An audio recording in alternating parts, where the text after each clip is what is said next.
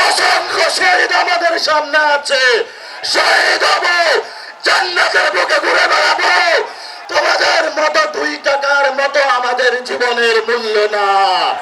শেখ হাসিনাকে নিয়ে আসবো এই দেশে, ফাঁসির কাস্টে ঝুলাবো। এই তো কয়েকদিন আগে আমাদের সামনে আমাদের প্রিয় ভাই আবু সাইদ মুগ্ধ অকাতরে প্রাণ দিয়ে গিয়ে আমাদেরকে শিখিয়ে গিয়েছেন, আল্লাহর জমিনে আমি রক্ত দিয়ে যাচ্ছি, এই জমিন তোমাদের কাছে আমানত রেখে যাচ্ছি, এই জমিন তোমাদের রক্ষা করতে হবে। প্রিয় ভাইরা, আমরা এই আজকের যে সংগ্রাম, আজকের যে সমাবেশ,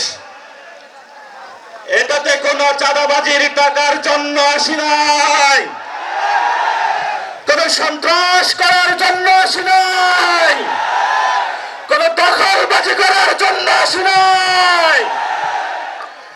আমরা আল্লাহ, তার রাসূল সাল্লাল্লাহু আলাইহি ওয়াসাল্লাম এবং 47-এ যারা শহীদ হয়েছিলেন, 71-এ যারা শহীদ হয়েছিলেন, 24-এ যারা শহীদ হয়েছিলেন, তাদের আকাঙ্ক্ষা বাস্তবায়ন করার জন্য এসেছি।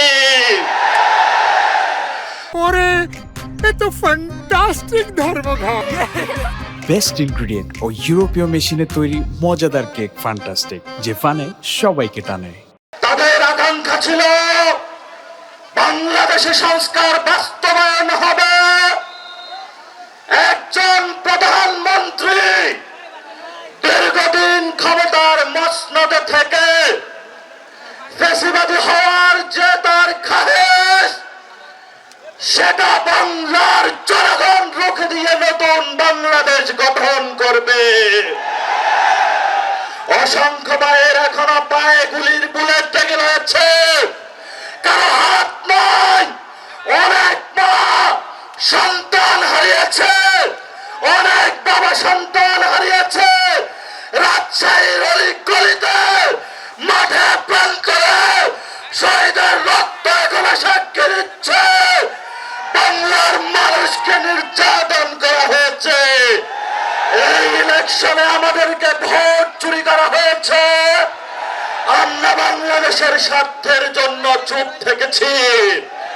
কিন্তু আগামী লোকাল গভর্নমেন্টে শহীদ জিয়ার সন্তান তারেক রহমানকে হুঁশিয়ার করে দিচ্ছে, যদি ব্যালটের উপরে কোনো হাত বসানো হয়, সেই হাত আমরা ব্যাগে চুরমার করে দিব।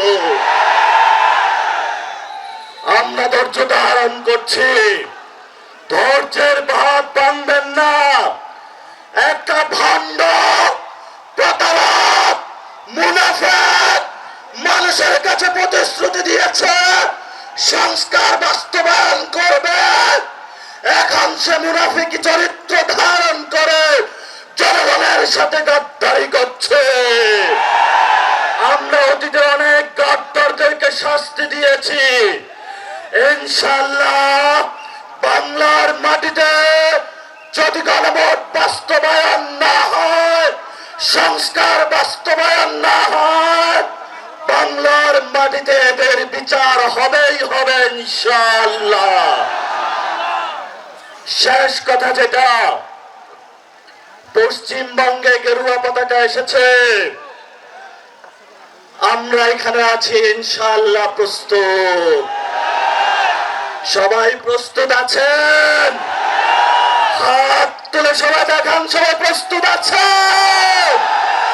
বাংলাদেশের মুসলমানরা কাউকে ভয় পায়? আমরা কাকে ভয় পাই? আমরা একমাত্র আল্লাহকে ছাড়া কাউকে ভয় পাই না। অসংখ্য শহীদ আমাদের সামনে আছে, শহীদ হব, জান্নাতের বুকে ঘুরে বেড়াবো। তোমাদের জন্য, তোমাদের মতো 2 টাকার মতো আমাদের জীবনের মূল্য না। শেখ হাসিনাকে নিয়ে আসবো এই দেশে, ফাঁসির কাস্টে ঝুলাবো। তারা যেভাবে দেলোয়ার হোসেন সাইদি থেকে শুরু করে অসংখ্য মানুষকে বাংলাতে ফাঁসির কাস্টে ঝুলিয়েছিল, আমরাও তাদের বিচার করব ইনশাআল্লাহ।